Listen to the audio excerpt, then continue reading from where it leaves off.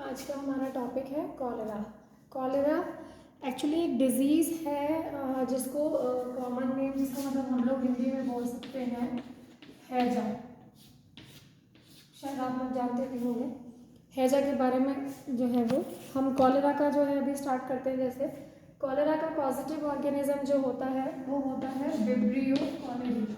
Means ये जो disease है ये डिज़ीज़ हमारी विब्रियो जीनस के एक स्पीशीज़ है विब्रियो कॉलेरी, उसके थ्रू जो है वो होती है। ये इसका पॉजिटिव ऑर्गेनिज्म हो जाता है। सबसे पहले कॉलेरा को फिलिप्पो पैसिनी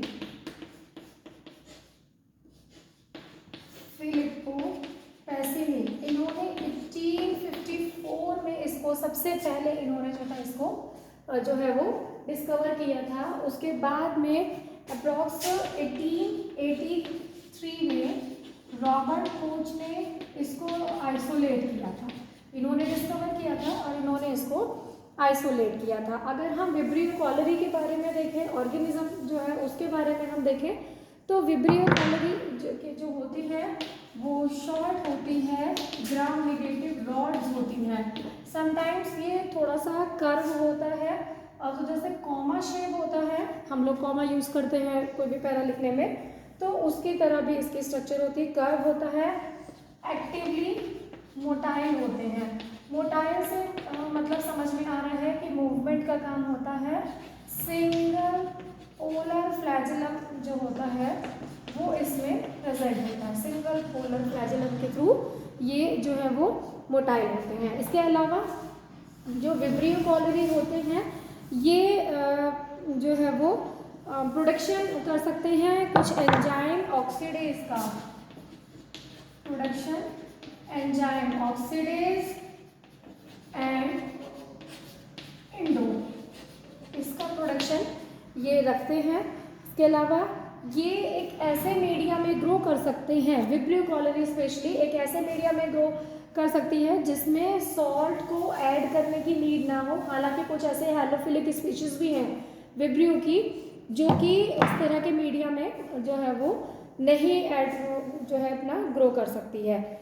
मोस्टली जो होते हैं जो ग्रोथ इनकी आती है विब्रियो कॉलेरी की वो 30 डिग्री सेल्सियस पे आती है, बट समटाइम 37 तक भी इसका हमें देखने के लिए मिलता है। जो कॉलेरी स्पीशीज़ है उसका अदर स्पीशीज़ जो है विब्रियोसी उनसे थोड़ा सा एक डिफरेंस आता है। यहाँ पे वो डिफरेंस आता है इसका सोमेटिक ओ एंटीजन के बेस पर।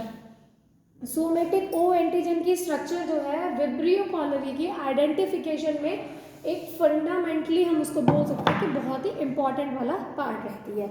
अब नेक्स्ट हम आ जाते हैं इसकी पैथोजेनेसिस के लिए। पैथोजेनेसिस देखो क्या है कि ये जो डिजीज़ है ये डिजीज़ जो होती है ये वाटर और फूड कंटामिनेशन से होती है। तो ये डिजीज़ स्टार्ट होती है गट से, बेसिकली हम बोल सकते हैं स्टार्ट हुई है गट से।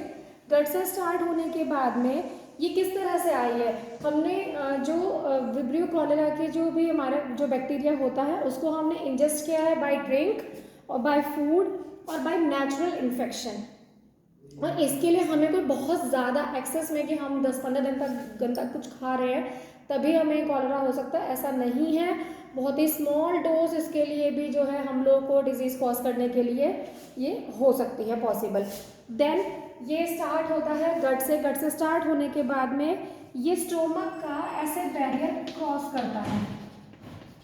स्टोमक एसिड बैरियर को पास करेगा, उसके बाद में ये स्मॉल इंटेस्टाइन में पहुंच जाएगा।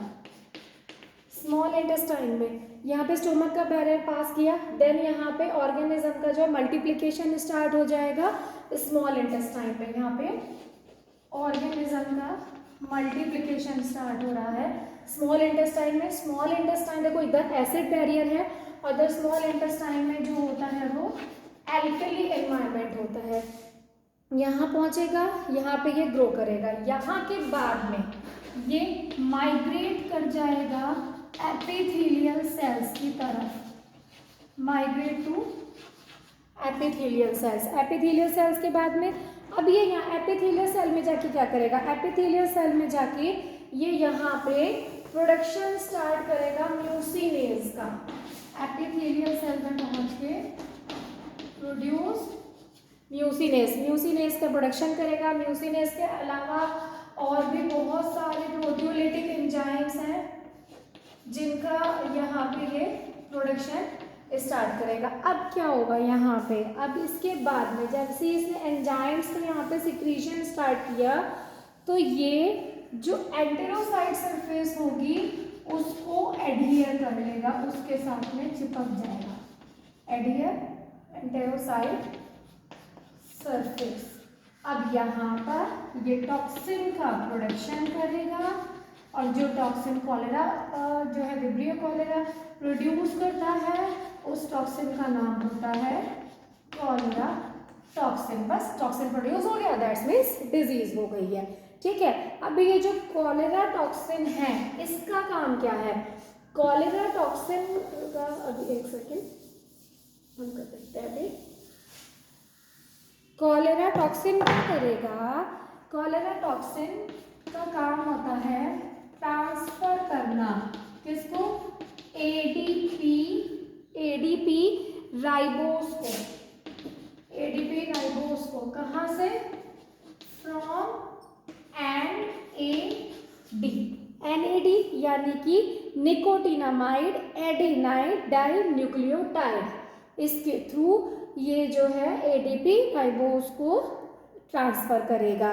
देन यहाँ पे क्या काम होगा? ये क्या काम करेगा? यहाँ पे रेगुलेशन, प्रोटीन का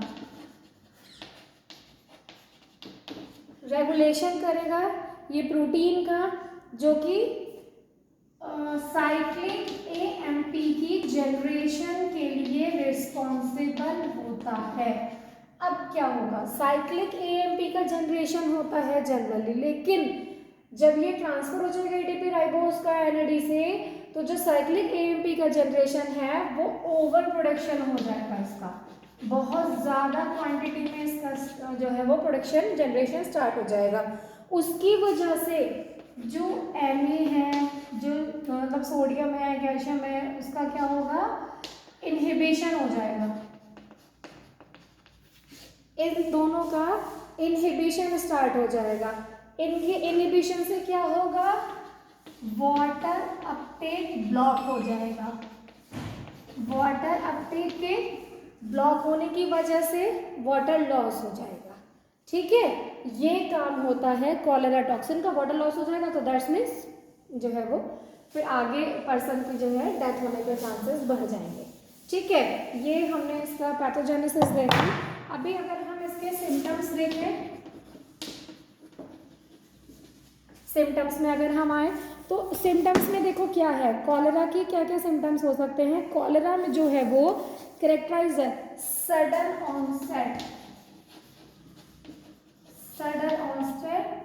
और जो है एफर्टलेस, मतलब बहुत ही ज़्यादा जो है क्रिटिकल वाले कंडीशन में वॉमिटिंग। ठीक है, sudden onset, effortless vomiting, profuse watery diarrhoea,